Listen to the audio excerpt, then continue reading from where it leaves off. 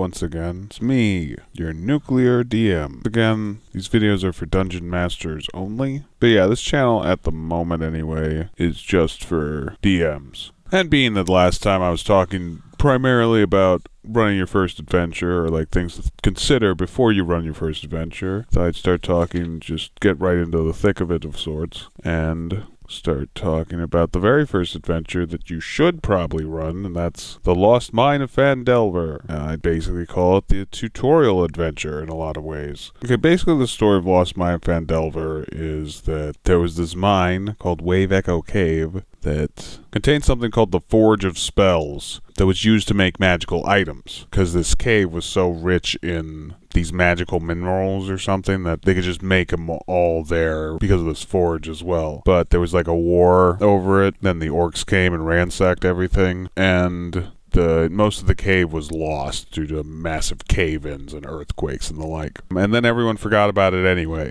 Except for these dwarven brothers, because dwarves are a lot older and stuff, called the Rock Seekers, found a map to it, but on their way to Phandalin, where they were going to meet up and, well, they want to reopen the mine and make a lot of money, probably. But someone else, known as the Black Spider, figures out that's what they're looking for. And he kidnaps all the Rockseeker brothers, including Gundren Rockseeker, who's the man who hires the party at the beginning, if you go with that opening. And if this is your first game, I'd recommend going with that opening. Okay, I think I'll start with talking about doing this like a session 0, maybe, with your players. And really, if your players are brand new to D&D and role-playing in general, this is a really good adventure to start them on. So even if you've been playing a while, if you're with a group of new players, I recommend learning this module and playing it for them. Also, it's a pretty quick and easy module. Something I've kind of been learning with D&D is that you can always replay modules as a DM, you know, unlike a player where you really only get that first chance to play it, it feels like. For the most part, players really only get one chance, but DMs can just keep playing the same modules over and over again just for new groups of players.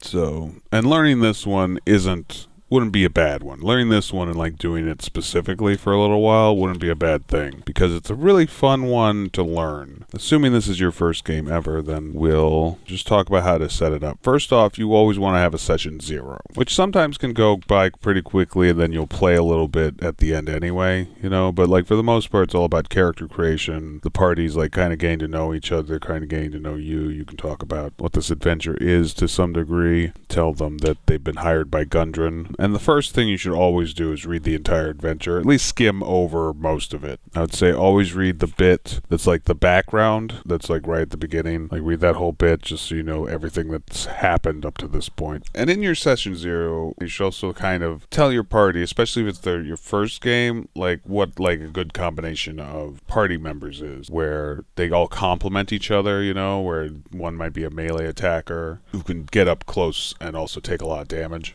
Another might be a range attacker, like a spellcaster. But being that this is the first time you and your players have probably played, you should help your players kind of walk through what characters should look like. And you also keep mentioning that maybe they should add a couple things to their backstory. Like for one, how do they know Gundren? Did they just meet Gundren and he just gave them this job? Or if they've been working him for a while? If they're a dwarf, maybe imply that they should be Gundren's son or brother or something like that. They're one of the other Rockseeker brothers, because that would make this story a little more intriguing for them. You know, like don't force them into having those backstory qualities. Always say if they want to. It's extra important for the DM to know what it's like to be a character. And in fact, unless there's absolutely no way for you to be a player, I would recommend being a player first just to see what it's like.